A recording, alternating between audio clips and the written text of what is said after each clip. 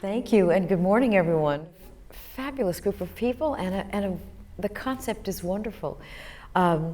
When they contacted me and asked if I would speak on a word, I was very intrigued by that, but I think I got a very good word for me, preserve, as you know. It's because it's an appropriate word for the art form in which I've spent almost my entire life.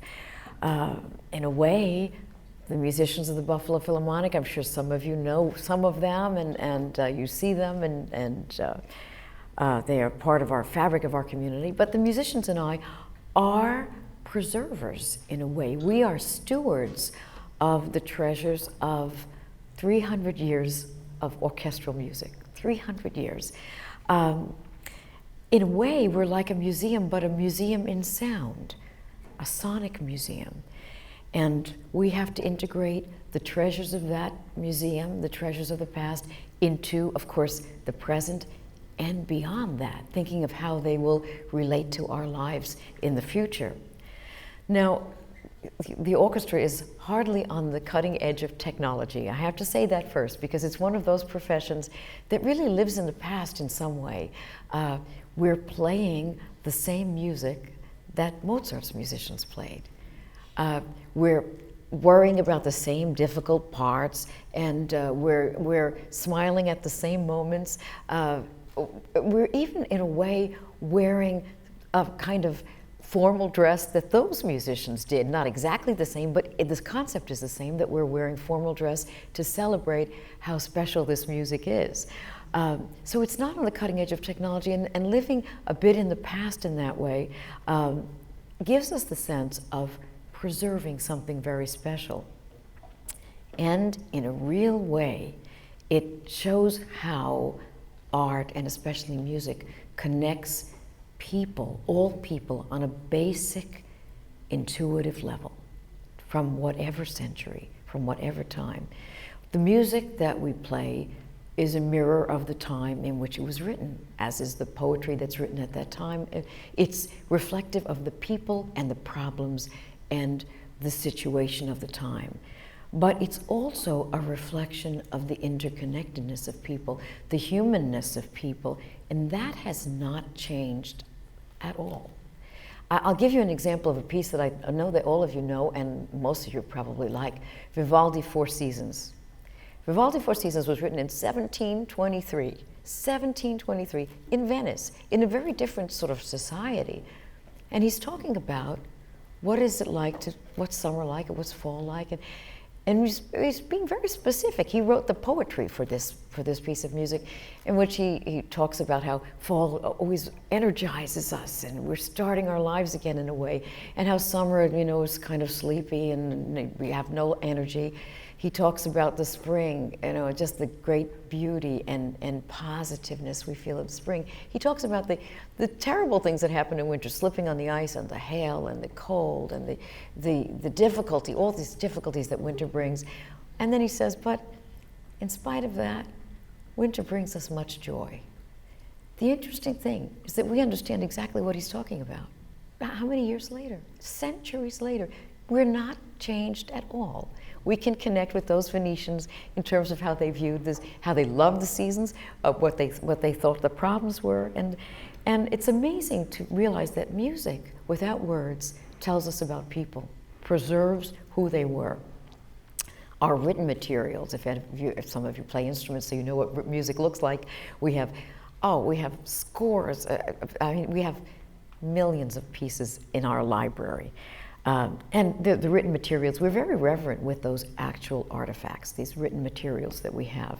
We look at the notes that the composer wrote. We look at the markings that we've made from the last time we played it, maybe 8 years ago, maybe 20 years ago. We look at those markings, those little scribbles, the notes we made to ourselves, and we know what they are. We recognize what we're saying to ours, these little shorthand squiggles. And there's a continuum in that. There's a preservation in that. This weekend, for instance, we're playing one of the most important pieces ever written, Beethoven Eroica Symphony, also written quite a distance from us, 1803. Beethoven Eroica Symphony, Eroica in Italian meaning heroic symphony. It certainly was a portrait of his time. It could come from no other time. It was a portrait of the early 19th century when everything is about to change. Napoleon has taken over. Revolution is in the air. The French Revolution is in the air. The importance of the individual for the first time is being talked about. Not royalty, not the church, the individual person. It's the first time that the common man is taken seriously and on the rise. Beethoven refused to come in the servant entrance, which he should have as a servant. He was a musician, he was a worker, because he was an artist, and he refused to do that. Once at a party when he was asked to play a little piece to entertain the guests, he knocked the bust of the prince off of its pedestal, shattering it, and he said, "Prince, who you are through an accident of your birth. Who I am through my genius." That's the time, but he was right. That's the time, 1803. The world is changing. So the music that Beethoven writes in 1803, the Eroica Symphony, is a mirror of that time. We can get a feeling for that time listening to that music rather than, even more strongly than reading a book about it. So when we play that music this weekend, that heroism, that change, frightening maybe for many people, is still in that music. It's still alive in that music, and we have to play it that way. We're stewards, we're preservers of this time, of this piece. Of course, if you come, you can't hear it with the ears of a 19th century person. You can't be as shocked as the people who heard it in 1803 were. What does this mean? This is frightening, this music. We can't hear it that way because we've heard the hundreds of years of music in between. But the fact that it still speaks directly to us with its courage and its strength, it's amazing. And it really defines what classic means, what the word classic means. We play on instruments that are slightly different than the ones that our ancestors did, with steel strings instead of gut strings. Our wind and brass instruments are larger, they're more powerful. We play in different halls. Our halls are much larger. No one in Beethoven's time played in a hall the size of Kleinhans. It was much more an intimate salon. So those things are different, but we still preserve the essence of those works. And how do we curate them? How do we present these treasures?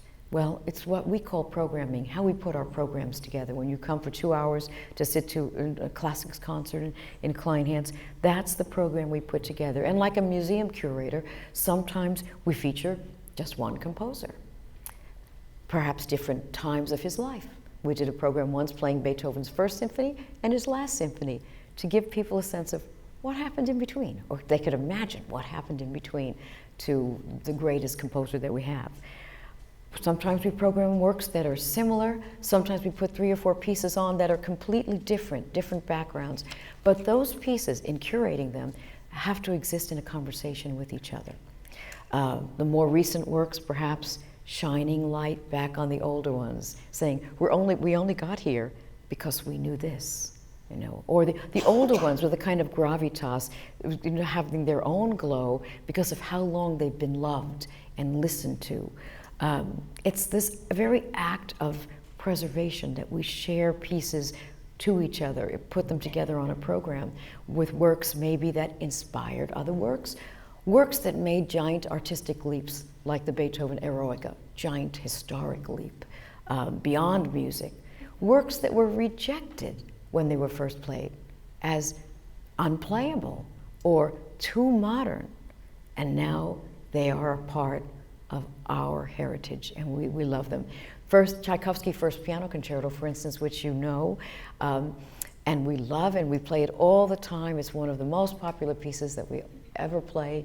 When it was first played, not only did they say it was unplayable and should be thrown out, but the critic said something that I thought was very poignant. He said, well, we can admire how difficult it is and how complicated it is, but could we ever learn to love music like this? The Tchaikovsky Piano Concerto. So we play works of all different types. Works that are on the first rank, much like literature. Works that are maybe second rank or third rank. Works that are serious, somber, that reflect the horror of war, the pleasure of love, frivolous things, human emotions, hopes, dreams. They are in that music, and we preserve that. And in preserving that, we preserve history, sonic history. And we curate and preserve them all. Again, we may play them a little bit differently than our ancestors did, but the notes are the same. And we preserve the essential meaning and power in what those composers gave us. I guess you could think of it sometimes as a play. When you hear a play, you may hear plays in different places, different productions. You're hearing the same words, but it could be different. It could be completely different. If we heard a performance of Hamlet given in the 19th century, it would probably sound very different. Same words, but it would sound and be very different than Hamlet in the 21st century, because we just have a different way of speaking, a different way of projecting our characters.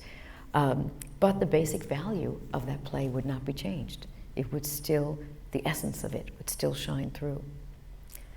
Mahler, Gustav Mahler, some of you know the name of this great late Romantic composer, was composing at the turn of the last century, the turn into the 20th century.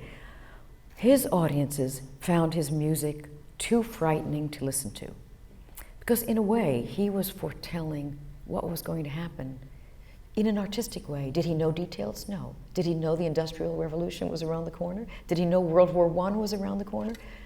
Not really, but he knew that things were changing. They knew too. And most of the people who listened to his music did not want that change. They wanted to stay in the 19th century way of life, this pastoral, agrarian way of life. They didn't want to move to the city. They didn't want to have technology.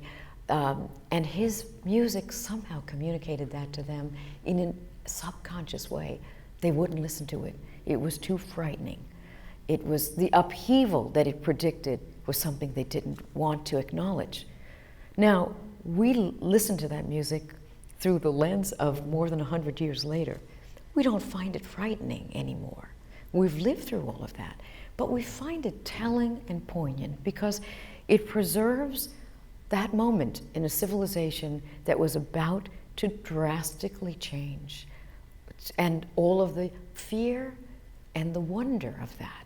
I mean, it was a wonderful change as well, but all of the conflicting emotions are caught in that, are preserved in that music. So in preserving this, we are historians not really of a physical entity, of the music paper with the notes on it, but of the souls of the human beings of that time. Those souls are alive again. Those people are alive again when we play this music. And it's a very great privilege to be able to do that. You'll listen to this music, you might not hear specifics, but you will understand that time period. I often say that if one listens to Dvorak's Symphony, you know what Bohemia looked like in the 19th century. You don't have to read a book to know that. You will know from hearing that music without one word.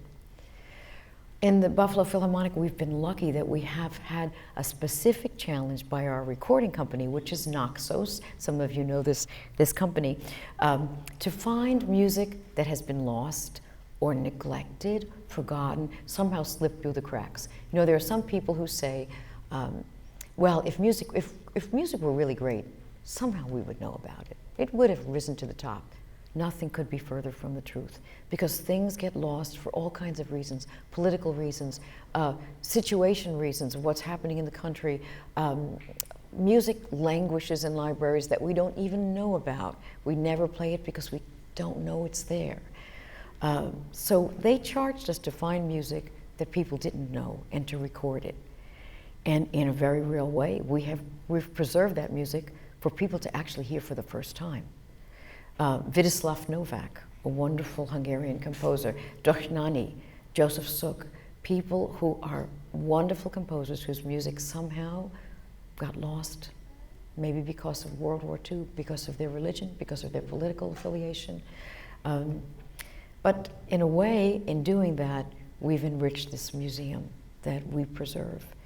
And I have to say that the musicians and I, every day, live in the most beautiful museum you can imagine. And our jobs as curators, our jobs as preservers are filled with joy. And this is just an amazing privilege to do this. Not only are we the stewards of the past 300 years, but we're the curators of the present. Everything we put in front of you is in current time. And we discover those things and share them with you. And in looking at our past and present music, we're able to dream the future, what the future of music will be, and what those people 100 years from now will listen to. We don't know. I often wonder that. What will they listen to 100 years from now? Will they still be listening to Beethoven, Eroica, Symphony? I hope so. But what will they have written? That we don't know. But that's part of the wonderful thing about being preservers, is that we make it possible for people to build on what we have. So I hope you agree with me that preserve was a good word for the Buffalo Philharmonic.